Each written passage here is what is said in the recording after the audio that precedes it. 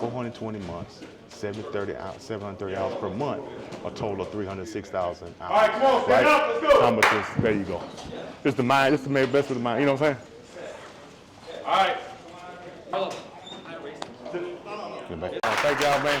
Thank you, big dog. Appreciate you. Yes, sir. Yes, sir. How y'all doing, man? Good, good. A lot of y'all went to my restaurant, so a lot of familiar faces. I appreciate y'all. Y'all obviously saw, I'm teaching the class after I fed you guys, so you guys kind of saw what I did for a living. That's one of the businesses I had. So long story short, today I just kind of want to put something in your mind and perspective that maybe you haven't thought of. A lot of people, you know, when you go to these classes or you do this program, they're teaching you how to make decisions. They're teaching you right and wrong, like just really trying to make sure you think about actions before you actually do whatever you're going to do. So that's part of today's exercise. I just want to put something in your mind as you live, as you go out in the world, like as you think about things. Is it worth your time? Is it worth your money? Or is it really worth your freedom? So long story short, before we get started, how many people in this room like money? All right, perfect. So obviously we don't have a projector today, but I have a picture that I did with the last class that shows my Uncle Reggie. So my uncle, it's a picture of me and my Uncle Reggie. I was 6 years old, and my Uncle Reggie at that time, I believe, was 35. But long story short, it's a picture of my Uncle Reggie was a drug dealer. He worked for a guy named Carlos Later. He was what we called a cut man. So it was part of the Medellin cartel. They would send him cocaine, and my uncle was great at just stretching the dope. So if you send him one brick, he could turn it into 3 or 5, right? He's in jail now for murder, but I'm just going to walk you through a story. So the picture that I had, I'm 6 years old. This was an Easter Sunday. My Uncle Reggie comes to my grandmama's house, and, you know, typical drug dealer showing off, you know, want to brag. So the moral of the story is he shows up at the house with grandmama talking trash to all his brothers and sisters and everybody bragging, because in the briefcase he had $2 million cash. So for today's exercise, we're going to walk you through what did that $2 million really cost Uncle Reggie, and what is Uncle Reggie really making per hour, right? Based on all the stuff that we're going to go through. So how many people in this room have seen $2 million cash at one time, right? So anyway, we can all agree that that's a lot of money, especially if it's cash money you can physically touch and see.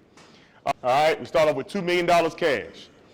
So before we do that, I'm going to walk you through some things to think about. So as you think about Uncle Reggie's $2 million versus, you know, what today's money would be. So obviously, Vegas minimum wage is $12 an hour. That's if you would go work somewhere in Vegas, McDonald's, Burger King, that's legally they have to at least pay you $12 an hour.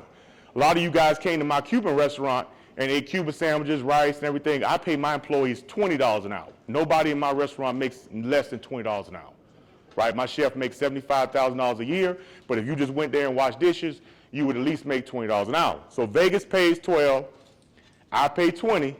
The whole goal of this exercise is to figure out how much money Uncle Reggie is making per hour now. And keep in mind, Uncle Reggie's in jail for murder. He'll never get out. So whatever we say the number is, each hour it gets less and less and less because he's obviously still in jail and he's never going to get out. All right, so here we go. Let's start with the math. So right now, Uncle Reggie's 68 years old. He's about 6 years younger than my mama. He's 68. He's been in jail for 35 years. Like I said, when last picture I got with him, I'm 6 years old. I'm younger than probably anybody in this room. With the last time I saw Uncle Reggie, I was 6. I'm 41. So he's been in jail 35 years. When he entered, he was 33 years old. So how many months is 35 years, right? Like, what does that equate to in months? Because we got to figure out how much he's making per hour. So before we do that, we got to figure out how many months. All right, so he's been in jail 35 years. That's a total of 420 months, okay? Now, when you're in jail, you know, you ain't getting off. You can't clock out. So he never gets off the clock, versus if you went to my restaurant, you would work a shift. You go in at 9, you leave at 6, you go home about your business. So 420 months is a total of each month is a total of 730 hours. So for each month you in jail, that's a total of 730 hours. So what we're trying to figure out is, how many hours is 420 months?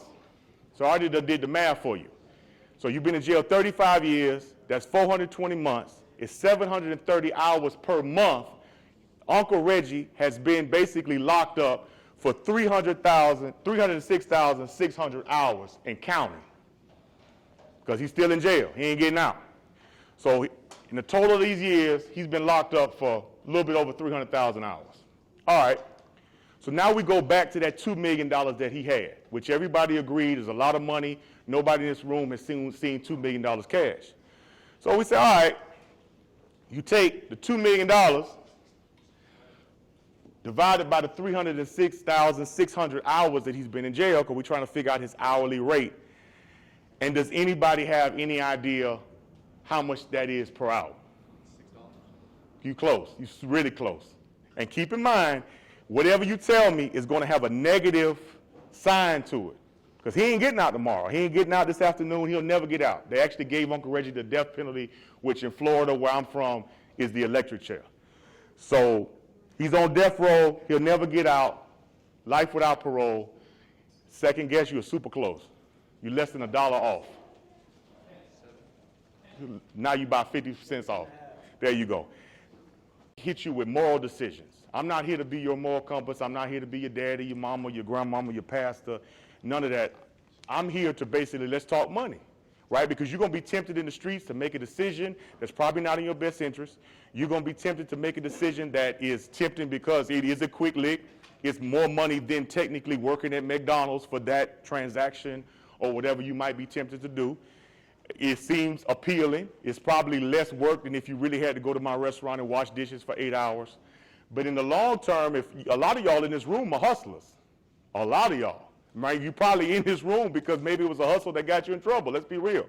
The same intangibles that it takes for you to do an illegal hustle, as you see, can be applied to a legal business.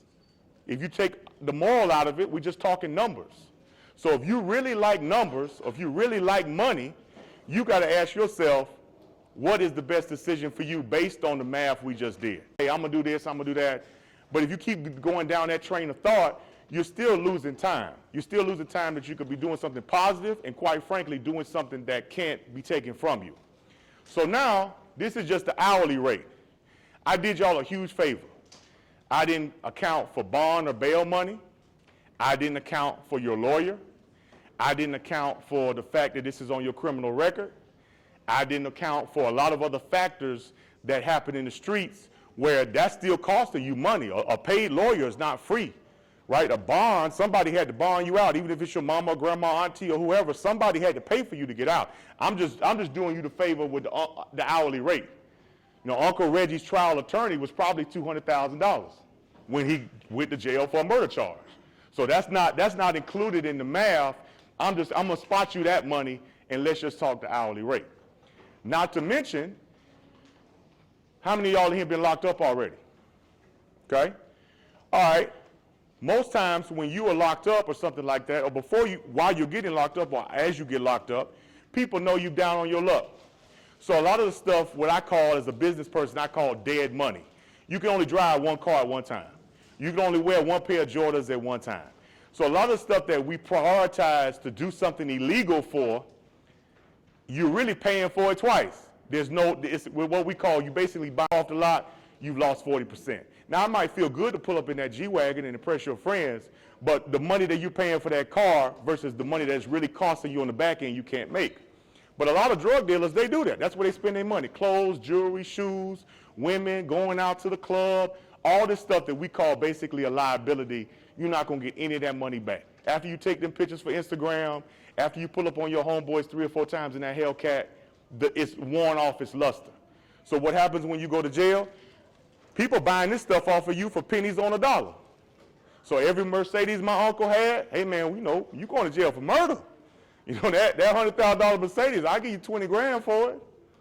You know, that Rolex you got, man, you know, I read the newspaper, you're going to be locked up a long time. So if you paid $100,000 for that Rolex, I'll give you 5. So now, all of this stuff that you've invested in, number one, you got nothing to show for it. Number two, people know you're hurting, and now they are negotiating with you because they got the leverage on you. You're getting ready to go to jail. You got to pay the lawyer. So when you make these decisions, like I said, a lot of people are going to hit you with a moral, do the right thing, do this and do that, and your response to them is going to be like, well, you want me to do the right thing, but I'm dead broke. Or you want me to do the right thing, but you don't have another option for me. Or you want me to do the right thing, but you know, you ain't buying me these Jordans that I want on Friday. So yeah, do the right thing sounds good, but I still want to get fly. I still want to go out to eat. I still want to drive a nice car. And I want you to have those things too. I just don't want you to do it in a situation that costs you. The most important thing people will tell you, man, you hear a lot of athletes and people tell you, time is something you can't get back. You can get back money. I've had businesses, I've lost, I've won, I've been up, I've been down, but you can't get back your time, and that's the most valuable asset you have. If you're a hustler, how can you hustle in jail locked up? You can't do no maybe you can do some transactions in the jailhouse, selling ramen noodles or candy or something like that, but the type of money that I think y'all want or the type of lifestyle that you should want for yourself, I don't see that transaction happening in the jailhouse. I see that happening with investors on the stock market and businesses, people that are entrepreneurial, that are like-minded, that quite frankly realize, like, this ain't even worth my time. $6 an hour, that ain't even worth your time now, right? Like we said, Vegas will pay you $12 an hour just to flip burgers at McDonald's, and I'll pay you $20 to wash dishes at my restaurant. So what are we talking about?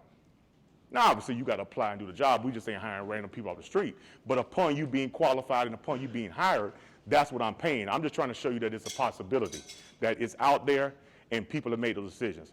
The last thing I'll leave y'all with, this was my mama's baby brother. So she, my mama was a single mom. She always kind of was like, man, you stay out of trouble, stay out of trouble. So when I was 25, I think at that time, I'm 41 now, so I think when I was 25, Uncle Reggie was making probably like $14 an hour. So I said, Mama, you know why I never got in trouble? She's like, oh, it's because I kept my foot in your butt. And, I did. I said, I appreciate that. I'm not trying to discredit that. But I said, have you ever really done the math? And I love money. So have you really sat down with a calculator and be like, okay, what is this? Like, what are we really talking about here?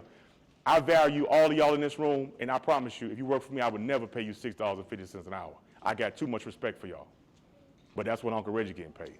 So I'll leave y'all with that. I appreciate y'all's time. Anything y'all personally need, reach out to me if you have questions. The thing that they stress the most, think. Just think before you make a move. Think before you act. Sit down. Like, anybody pressing you to make a decision right away does not have your best interest. I don't care who it is. If they can't say, you know what, let me sleep on it. You want me to hit a lick? You want me to rob a bank? Let me know what? Let me sleep on it, and tomorrow morning, if I still want to rob the bank, I'll call you. Or tomorrow morning, if I still want to kick in the door, I'll call you. But at least let me sleep on it to think, is this the right decision for me? Anybody pressing you in any negotiation or transaction, I don't care if you're buying a car, a house, pair of shoes, if you can't sleep on it for a day to make the best decision for you, they do not have your best interest. Good, whether it's illegal or legal. And it might be somebody selling you a used car at the car lot. They're rushing you to buy it. That car will be there tomorrow. And if not, there's somebody else who has the same car. Them shoes will be there tomorrow. The Foot Locker got them, Champs got them. Like, they're not the only person trying to cut a deal. So, like I said, think before you act, and anybody pressing you, like I said, does not have your best interest. I appreciate y'all's time. Anything y'all need, lean on me.